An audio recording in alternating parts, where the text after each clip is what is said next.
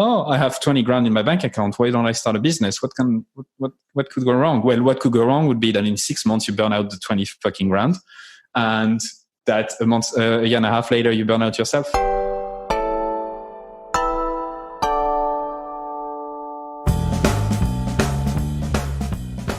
Hello and welcome to the Confessions of a B2B Marketer podcast. And today we have an absolutely massive episode. We're joined by Louis Grenier, who is the founder of Everyone Hates Marketers and also the lead marketing strategist at Hotjar. Now, I bring Louis on. Interestingly, I was on his podcast about 3 years ago, but I am bringing him on because he's done a couple of super interesting things, and you'll find out more about those in the interview. One of the topics we discussed during the chat is monetization. So after the interview, I'm going to share an interesting, innovative monetization strategy we have been testing at SaaS Marketer. I'll share with you what that was and the results. Now, before we jump into the interview, I have to give a shout out to one of our latest reviews on Apple. This is from Lindsay Kerwin, who is the Vice President at Silversmith Capital Partners. She says, Tom asks great questions that lead to insightful responses from guests, useful content, and one of the few high-quality marketing tech-focused podcasts. Thank you very much, Lindsay. If anybody also wants a shout-out on the show, simply go to the Apple podcast listening app and leave a rating or review. Drop me an email with a link, or actually on any podcast listening app, send me a link to the review and I'll get your shout-out on the show. So without further ado, let's jump into the interview with Louis. Bonjour. Happy to be here. So this is actually quite interesting because the tables were turned about 3 years ago, I think, where I was interviewed on your podcast, Everyone Hates Marketers. Yes, 3 years ago. Yeah, I was checking that literally 5 minutes ago. Yeah, 3 years. And the title of that episode, I was looking back, it's so funny when you go back in time. I think it was your newsletter should die. Yeah. And that was what I was talking about at the time. But the reason we're here, everybody listening, is that there's two core things I think Louis has done that are quite interesting. The first of which is he's taken a very strong position in the marketing market, and everything you've done with the podcast and actually with your previous agency that you run was built around this position. And that position is that a lot of people are rubbish at marketing, and people hate, and that has led people to hate marketers. That's the first thing we're going to chat about. The second is your podcast, 100 episodes, has Seth Godin on. I want to work out how you did that. So I want to talk more about that. But first, Louis, if you could just give us like a 30-second background to yourself. Sure. So I'm Louis. I've been in marketing for 10 years now. I've been living in Dublin, Ireland for the last 10 years, so that I'm able to speak in English, even though I'm French. And yeah, 4 years ago, 3 years and a half ago, I started to interview people I admired. I had 10 interviews recorded via Skype, and I didn't know what to do with them. So I asked around in a Slack group, hey, I have this very strong, opinion around marketing and looking for a name. I don't know what to do with it. And people told me I should have a podcast, and someone came up with the name. Everyone Hates Marketers, which I instantly loved. And yeah, 3 years and a half later, 160, I think, episodes published. Here we are. Got it. And this is on the side whilst you have a senior marketing role at Hotjar, right? Correct. Yeah. So I have this role thanks to the podcast because I interviewed the CEO of Hotjar 3 years and a half ago. And on the back of this interview, we stayed in touch, and he said I should apply to this role. And yeah, I got promoted, and now I'm basically doing a lot of everything in marketing as the most senior person in marketing. No, not in terms of seniority level or hierarchy, but more in terms of number of years inside marketing at Hotjar. But yeah, that goes to show you the power of talking to people you admire and not thinking that they are that important or that on a pedestal. You know what? Yesterday, actually, you talked about Seth Godin recently. I published a new episode of Seth Godin 2 days ago, or yesterday, and someone messaged me, someone who's been listening to the podcast for a while, and he said, "You don't seem to be scared, or you don't seem to put Seth Godin or any other guest on a pedestal, which is why the interviews are good." And I didn't really realize that, but that's kind of what I'm hoping to do every time is not to put them on pedestal, because I don't think good journalists or good interviewers do that. I don't take anything for granted, and I don't believe what they say. So I always kind of like to dig deeper and question them and challenge them a bit, Got it. Well, let me try and do that here then. First, that's an amazing story about the podcast. I'm sure the podcast has done incredible things, and we're going to get to that. Before, I want to talk about this position.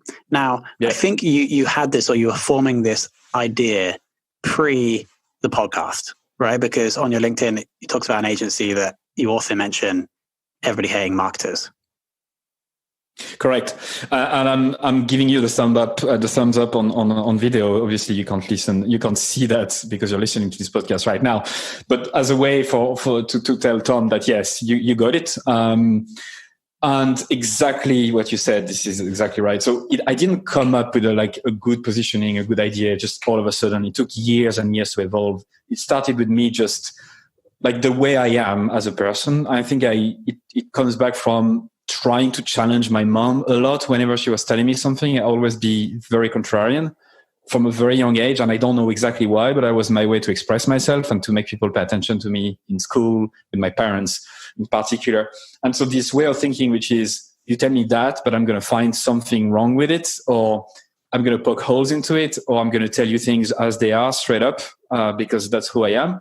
Like, this has kind of been part of my personality for a long time. So, and then over the years, when I started marketing, got very, very interested into this psychology, understanding people, and why do people do that and not that? Like, why do they do such irrational things? All of that started when I was 18, 19, reading a lot of books on that, including Seth Godin's books.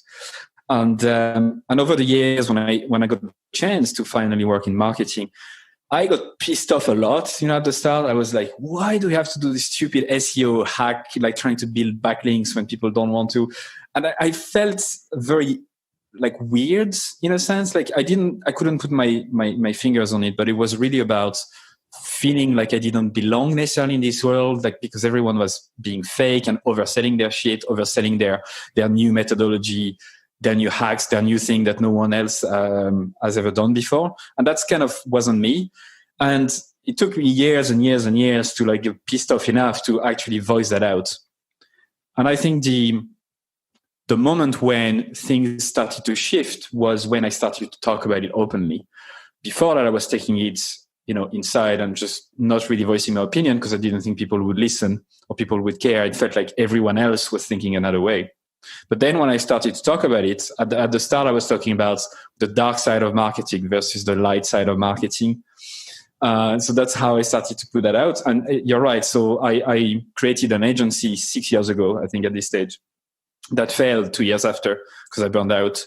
And that was the start of actually voicing that opinion, saying that not every piece of marketing needs to be yucky and you don't have to trick people to do what you want them to do to generate some good results. And over the years, then I had the luxury to start talking to experts and people much smarter than me. And that's when I realized, shit, actually, I'm not the only one. In fact, which is weird, every single one of the people I think I've interviewed would agree with this, which is the point I want to make about this position.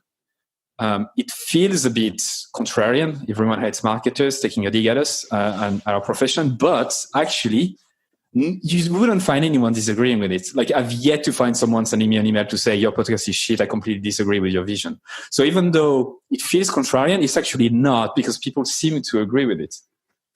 Here's the caveat though, and here's what I've discovered throughout this work is that everyone believes in good marketing until it's time to reach their targets, right? That's kind of rationally, everyone believes in it, Yeah, it makes sense. Emotionally, when it comes to shit, we are 10 days at the end of the quarter. We haven't reached our quota. We're at 75% of our target. We need to buy an email list. We need to spam the shit out of our people. We need to, this is when you start losing this sense of good marketing. And so this position is actually not that contrarian. And the name may be a bit out there, but it's not that contrarian overall, I would say. Got it. And the point that I wanted to make, I think you kind of answered it already, is that the position is obviously true to you and your personality, but it's also a good marketing ploy. And so last night I was watching a documentary about Donald Trump. Sometimes he takes opinions. Yeah, we're not going to get into politics, but sometimes he takes a stance or has an opinion on something that he may or not believe in because it's advantageous for him. This morning I was listening to 50 Cent's book. He does the same thing. He'll like have a beef with someone, not because he actually has a beef with them, but because it's advantageous to him. So my question was going to be, but I think you've already answered it, is that position is advantageous to you because it makes you stand out and it's remarkable. But like how true or congruent is it to you? But I think the answer that you just gave should have been after that question. Would you agree? I mean, you're totally right. I think Donald Trump is the best example we can give out today to anyone about this picking an enemy type of psychological tactics. I need to research that more, so I'm not going to bullshit you with the psychology principles I don't know about, but there is a psychological principle behind it where humans think this way, right? We need to kind of pick a side. It's just, we are made this way. It's in our DNA in a sense. And so you can, once you realize that, you see that everywhere. I mean, everywhere. So Trump is the best example. He can take anything and disagree with it and pick a side and give nicknames. And he's intuitively very good at it, because I don't think he's very smart, but at least he's very smart for that. Intuitively good at making enemies, but also making friends. So this was a conscious effort. So I didn't have the name, but I very much had the positioning. And you said this magic word a few times, positioning. This is incredibly important for anyone listening right now. This is, I personally believe, the most important thing you can do when you start out in marketing, whether you want to grow your business, get a job or whatever. Picking a position that is strong enough so that some people will hate it, some others will love, that will make the people you seek to serve actually say, shit, this is new, this is different, and actually pay attention to you. And this answer, by the way, is the answer to a question you're going to ask me later as well. So absolutely. And I think the reason why, like, I'm sure if you're listening to this podcast, you'll know that this is true. Like, we're not teaching you anything new about picking an enemy, like HubSpot picking outbound marketing as the enemy. It doesn't have to be a person, can be a concept. However, what I think is happening is, again, rationally speaking, this is true. Emotionally, though, when it comes to actually making a decision for a campaign, launching a business, launching a new project, or whatever else, it's risky, to have a messaging this way. Like Basecamp, the guys from Basecamp, for example, recently launched Hey.com, their new email marketing service, and they are doing a textbook us versus them position. Take a look at their website, Hey.com. It's incredible. And so it takes some guts to do this. And this is my advice to you: is, even though rationally this needs to be done, take the risk, do it, have those butterflies in your stomach that makes you feel, oh shit, this is risky. Do it, because most people will never do it because it's too risky. And this is what it takes to stand out in marketing today. That's the actionable piece that I was trying to get to as well. That's the one thing to take away from this first part, is that first, form a belief, and then second, communicate that belief, even if it is slightly risky, just like Luis. Next, let's actually move on to the podcast, because the way you have manifested this belief and this position is through the podcast. If everyone loves hatesmarketers.com, so go and check that out, everybody. Now, you told the story, you did some interviews because you love chatting to marketers, you formed the brand, then you released a podcast. That was 3 years ago. Apart from the job thing, what has been the biggest benefit from the podcast? I think credibility has been the biggest benefit. So the reason why my past agency failed miserably is because I forgot one of the golden rules and the first principles of marketing, which is you need people to trust you, and in return they'll buy your stuff and they'll give you money for whatever. I think this is the biggest mistake I made. And when I burnt out because I was struggling to make ends meet and I had like 4 people in my payroll and we were struggling to generate results for our clients. I mean, everything was going wrong. I promised myself, you're not going to start anything, any new business, anything, unless people directly message you for advice, unless people like interview you on their podcast, unless people like truly believe that you are credible in the industry. And then you can start thinking of potentially maybe one day starting something again, you know?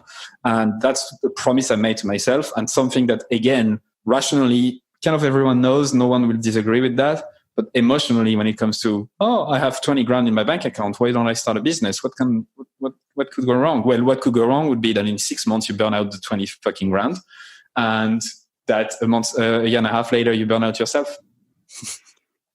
So has that point occurred in the last 3 years where you'd have people coming to you asking you to be on their podcast? You have people coming to you for advice? Almost every day at this stage. So I feel very lucky. I've worked my ass off to be here. I've also invested a lot of money. So what I can tell you is that it's not like vanilla. I'm doing that on the side. It's all like, you know, butterflies and whatever. It's actually it's been very difficult to actually maintain a weekly cadence for 3 years and a half with a very demanding job.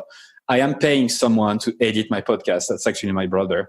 I'm paying someone to do some sort of like admin stuff for me when it comes to writing summaries of the episodes or getting them transcripted. I couldn't do that on my own because I just work 8, 9, 10 hours a day for my full-time job. And then I do that on the side. So it takes probably, I would say, between €800 and €1,000 a month of various stuff of me, my own money into this for free. Like this, all of those interviews, everything is free. I don't ask anything in return. Got it. So we have the $800 to $1,000 cash required per month. What are we doing on monetization? We don't do anything so far, and I'll tell you what. I'll tell you why. I made a bet as well that, and the credibility thing was one thing I promised myself. The other thing was you have the luxury of time. Luxury of time is a huge advantage. And what I promised myself is to build a very, very strong brand. Something that I know that if I'm not in the room, people will talk about this podcast positively. And I think the best thing I decided to do is not to pollute my podcast with ads of stuff I don't agree with, or not to try to sell them shit that I don't 100% believe in. So I've been very afraid of doing that. And tell you what, in Reddit, for example, I think the Reddit is the true feedback you can get. And I search sometimes like whether people mention the name or not. And almost every single time someone in the marketing subreddit asks, what's the best marketing podcast out there? Almost every single time everyone has marketers is mentioned. And almost every single time it's the most upvoted comment. And because people know they can promote it, because I know I'm not bullshit. I interview people. I don't take anything from them. And I also don't try to sell them shit. And so I think this brand stuff is starting to come out, and it's not a tangible benefit. I can't tell you, I'm making money out of it. I'm not. And so it's easy maybe for me to say that. Maybe I'll never make money out of it.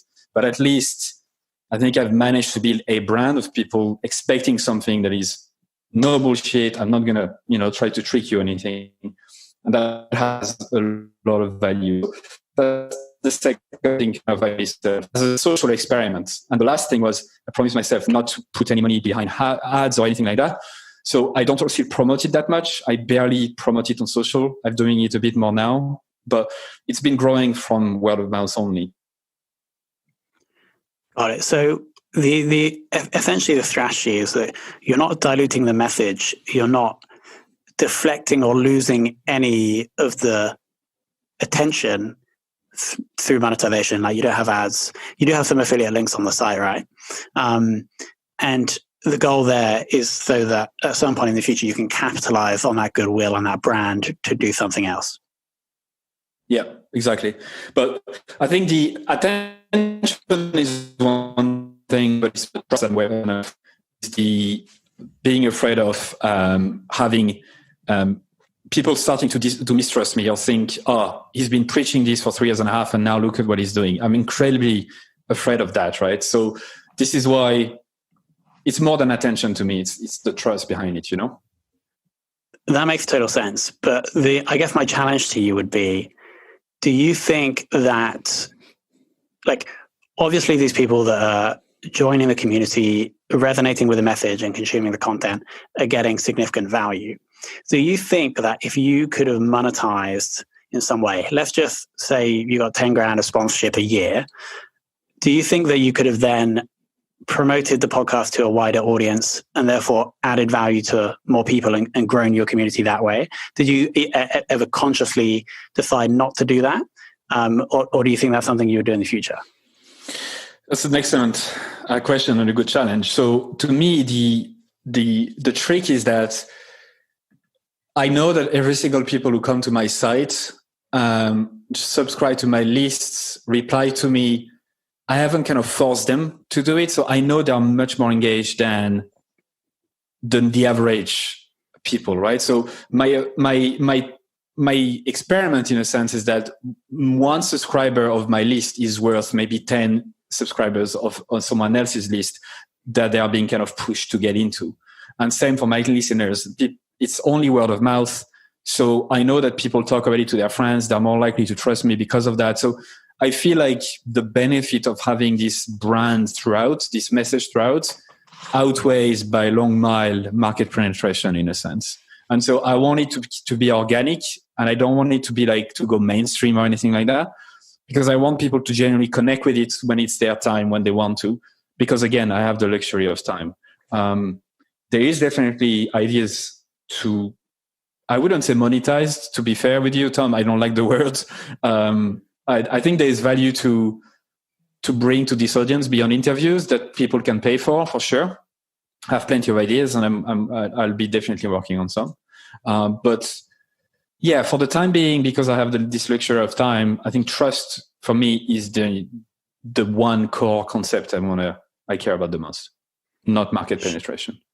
Sure. And it seems like just from that discussion that possibly the next thing to do, or the thing that you might be considering, is some kind of premium membership. If you have this loyal community that, again, if you did try to adopt any of the other tactics that podcasters use, like us, for example, may be seen as not aligned with your ethos. So is that what you're considering, or can you not say? No, I can say. I mean, first, I don't want to diss anyone else. This is my view and the way I want to do it. I absolutely love all the podcasts that do sponsorship. I dig what you do. I checked out your site and the new stuff you're doing. So I'm not like I don't put myself in a pedestal criticizing everyone else. Far from it. I'm just saying that this is kind of the way I like to think about stuff. In terms of products, there's plenty of things that could happen. I think what matters to me is that not making the same mistakes I've made in the past, where I sold my time through this agency. I struggled to get any good contracts. I struggled to get clients to trust me enough to pay enough money to implement my stuff. So I think one thing I want to do in the future is not to sell my time anymore, and to really find ways to do things without, being in front of my screen 10 hours a day, right? So that could be many things, right? It could be a paid community, but then I have to think, do I really want to manage a community every single day? It could be coaching program, like in groups. It could be individual marketing advisory for some companies to help them stand out. It could be courses with mastermind type of format. I mean, there's literally hundreds of stuff I could do, but it's the fit between the brand that I've built, the skills that I have, the strength that I have, that will matter, I would say, in the next few months. So to be completely honest with you, I'm not 100% sure what's the next move yet. Yeah, well, I'm super excited to see what that will be. And I also urge anyone listening to follow Louis to work out. Now, my final question, the one that everyone's been waiting for: how did we get Seth Godin on the show? It's so funny because like a lot of people ask me this question, right? And the funny answer is that Seth Godin made me not share how I've done it, right? Like, I'm serious. He actually sent me an email to say, don't do it. But I'm going to tell you because it's not fucking difficult. The answer to this question is the answer I gave you a few minutes ago about positioning.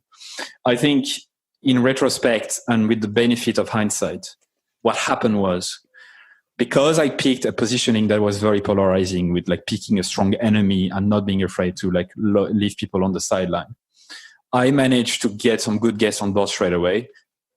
Folks who actually believe in what I believe, right? The psychographics are crazy important. It's not about demographics and their age and their role.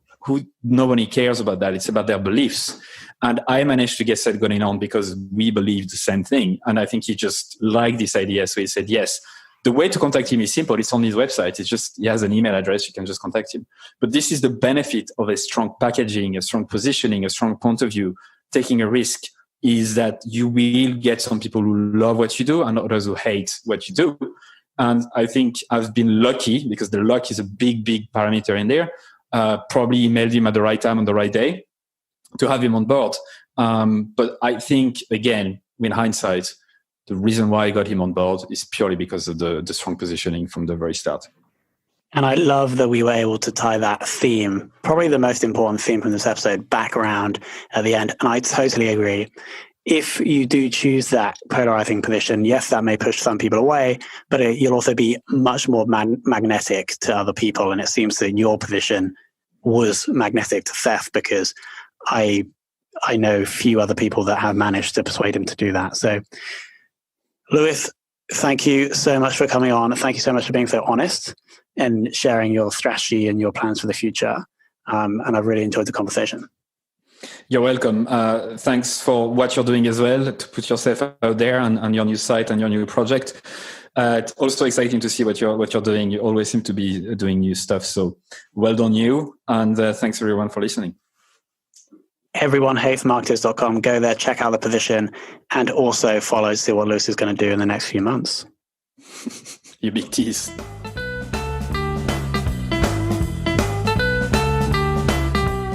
All right. Well, I hope you enjoyed that discussion. I mean, I'm super glad we had Louis on. What he's done with the Everyone Hates Marketers community is pretty awesome.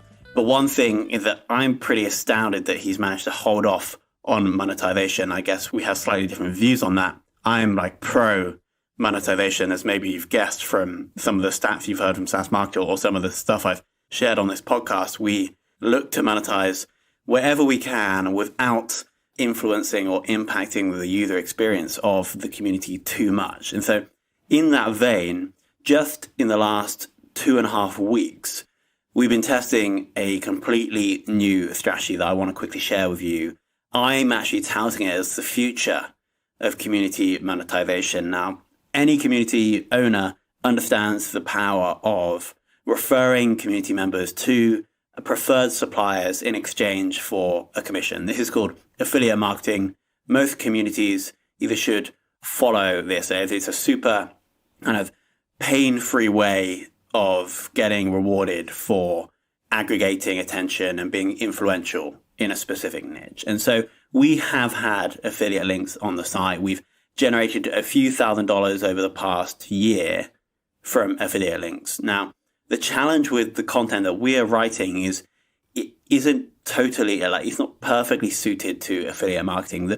The most profitable affiliate marketing content to create in this niche is normally reviewing, let's say, all of the top 18 email autoresponders. If you create a big post like that and then you rank for top email marketing autoresponders, you can drive a lot of affiliate traffic. This is how most bloggers make their income. The problem is that, yes, that content is valuable because it ranks. People like to see that. People like to review that before making their purchasing decisions. It's not really what we're trying to do here as SaaS Marketer. And therefore, we can put affiliate links in our case studies, but you're not looking to buy videos. For example, the case study last week, we have videos affiliate links in that case study, but we're not going to rank for the term videos review. And if you're reading that case study, you're not necessarily interested in buying videos. You may read the case study, learn about the product and buy, and therefore we get the commission, but we're not kind of inserting the content into the buyer's journey like most affiliate bloggers or community owners do with their content. And so that's the challenge, is that we've never really got affiliate marketing to work because we're not in that buyer's journey. And so I came up with the idea. I actually don't know how it happened. I think maybe it was on a run or in the shower or something. And I thought, we have many awesome people in the community that in the relatively early stage of their marketing, SaaS, B2B career. And so what if we could take these people understand what they do, and offer a relatively good deal for their services to the rest of the community. And our incentive for doing that would be to take a commission on that offer. And so I went out to the community, wrote a post, kind of explained my ideas, and then got a really, really good response. And so just over 2 weeks ago, we launched our first deal, our first offer. And the offer was for really just a database of growth tactics that someone from the community called Casper had created. And so normally this was available online for $79. I negotiated with Casper, and we created an offer that was $10 less. So we offered it for $69. We agreed on a commission. SaaS Marketer would be taking 40% of that revenue. Casper would be taking the remaining 60%. And then we simply wrote up a kind of sales email, wrote up a sales article, posted the article on the blog, sent the sales email to the whole community on the Thursday at 10 a.m. And then we ended up, and I have the figures right here in front of me, but we basically had 25 of these offers to give. And because I didn't close in time, we actually ended up selling 26. And this generated in commission for SaaS Marketer is $886.66. And so that's 40%. So 60% would be around just over $1,000 that we gave to Casper. And so this was an incredible kind of experience because we're obviously adding value to Casper. He's got some revenue to help build out his database. We're adding value to us because we were able to command some commission.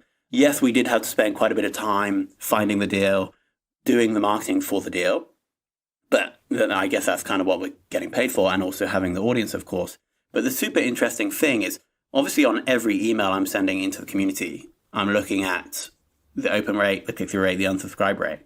And actually this email had a lower unsubscribe rate than the normal content emails that we send.